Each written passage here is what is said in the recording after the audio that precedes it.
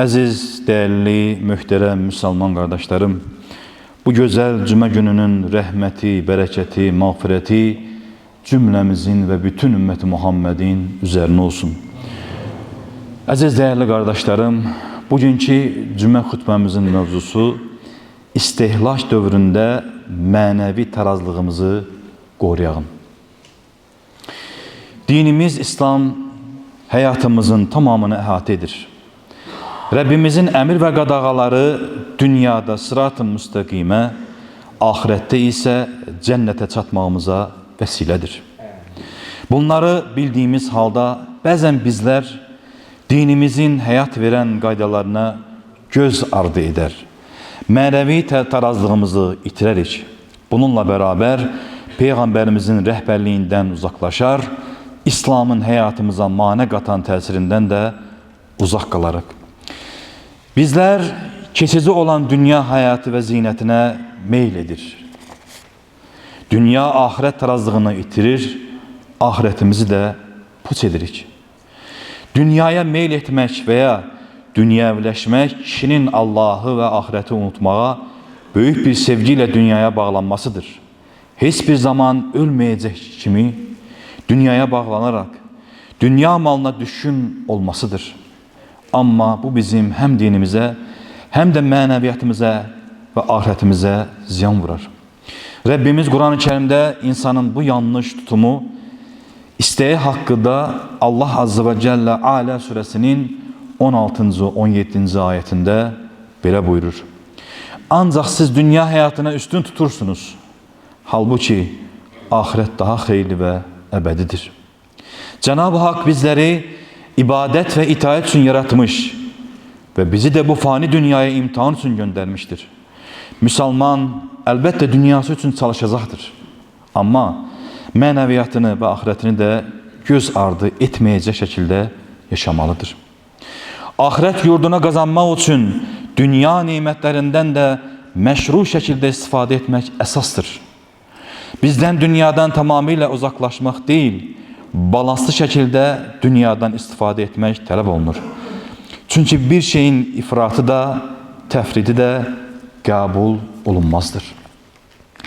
İmam Maveridi Hazretleri buyurur ki, dünya ahiret için Allah'ın rızasını kazanmak için çalışma yeridir.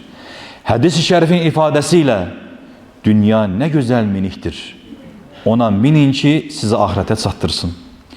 Şiddetli dünya sevgisi insanı ahiret sevdasından adım adım uzaklaştırır. Hem Allah sevgisinden hem de insanların sevgisinden mehrum koyar. Sehl bin Sa'd radıyallahu anh belə deyir. Bir nefer Allah'ın elçisinin yanına gelerek, ey Allah'ın elçisi, mənə elə bir əməl de ki, onu ettiğim zaman Allah da məni sevsin, insanlar da. Cevap olarak Peygamber Efendimiz sallallahu aleyhi ve sellem belə buyurdu. Dünyaya həris olma ki, Allah seni sevsin. İnsanların ellerinde olanlara, mal mülklerine karşı həris, tamahkar olma ki, insanlar da seni sevsin. Değerli müminler, Rabbimiz dünya hayatının ve fani zövklerin hakiki yüzünü Ali İmran suresinin 14. ayetinde belə buyurmaktadır. Kadınlar, uşaqlar, qızıl, gümüş yığınları, yaxşı cins atlar, minişlər, mal, qara və əkin yerləri kimi nəfsin istədiyi və arzuladığı şeyler insanlara güzel gösterilmiştir. Lakin bütün bunlar dünya hayatının keçici zövqüdür. Güzel dönüş yeri ise Allah yanındadır. Əshabına dünyanın kıymetini anladan Resulullah sallallahu aleyhi ve sellem necə də güzel örnek verir. Cabir radiyallahu anh'tan rivayet edildiğine göre Resulullah sallallahu aleyhi ve sellem bir defa pazara gelir. Bu zaman onun beraberinde əshabı da etrafındaydı. Orada kiçik kulaklı bir oğlak ölüsüne rast gelir ve kulağından tutarak hansınız bunun bir dirheme satın almak istəyər diye soruşur. Sahabeler daha az pulla olsa belə almarıq. Onu ne edecek ya Resulullah diye dediği zaman Allah Resulü sallallahu aleyhi ve sellem size ucuz verilse istəyirsiniz mi diye tekrar soruşur. Sahabeler, vallahi o diri olsa belə qulaqsız olduğu üçün qüsurludur. Ölüsünü neyləyəcək ki? Deyə cavab verir. Bundan sonra Peygamber Efendimiz sallallahu aleyhi ve sellem belə buyurur. Allah'a and içirəm ki, Allah katında dünya karşınızdaki bu ölü olmaktan daha değersizdir. Həmçinin Allah Resulü sallallahu aleyhi ve sellem mal sevgisinin bu ümmetin imtihanı olduğunu da dile getirerek belə buyurur. Her ümmetin bir fitnesi vardır. Mənim ümmetimin de fitnesi dünya malıdır. Allah Resulü sallallahu aleyhi ve sellem başka bir nəsihətində isə belə buyurur. Adem oğlu mənim malım diye söyləyir her zaman. Ey adam oğlu, yeyip tükettiğin, geyinip köhnətdiyin ve sədəqə olarak ahirete gönderdiğinden başka senin hansı malın var ki? Ve en güzel örneklerden de biri Hazreti Ömer radıyallahu anh halifeli zamanda Şam'a gitmişti. O zaman Şam'ın valisi olan, fatihi olan Ebu Ubeyde bin Cerrah radıyallahu anh idi. Hazreti Ömer radıyallahu anh valisinin yaşantısını görmek isteyir. Ve kardeşim sizin eve gedək dedi ve bu şekilde teşrif elədi. Evde yemeğe hiç ne olmayan o sahabe evvel razı olmasa da sonradan Hazreti Ömer'in bu təcidi ile eve getdilər. İçeriye giren müminlerin emri evin içinde kılınç bir neçə əşyadan başka hiçbir şey görmeyince senin bunlardan başka bir şeyin yok mu diye soruştu.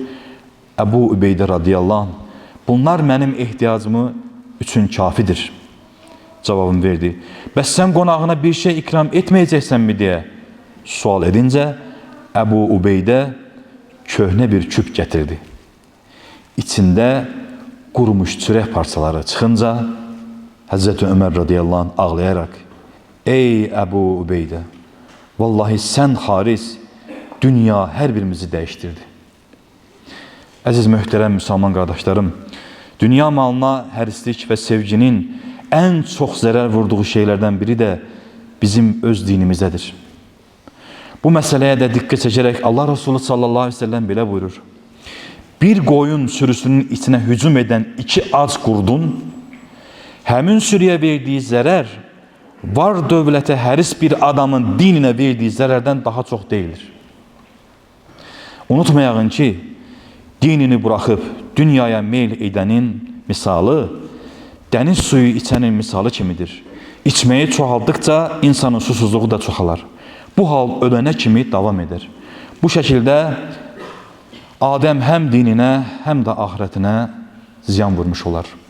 Aziz değerli kardeşlerim, bugünkü xutbemizin mövzusunu Peygamber Efendimiz sallallahu aleyhi ve sellemin dünyaya bağlanıp da hayatımızı dünyaya sərf etmememiz için bizlere söylediği bir nəsihətle bitiririm. Allah Resulü sallallahu aleyhi ve sellem bile buyurdu. Hayat şartları sizinkinden yaxşı olanlara değil, daha aşağı olanlara bakın. Çünkü bu Allah'ın size verdiği nimeti hor görmemeniz için daha uygun bir davranıştır. Rabbim bizleri bu dünyanın malının şerrinden, nefsimizin isteklerinin şerrinden muhafaza eylesin. Bizleri nefsimizden baş başa bırakmasın. Amin.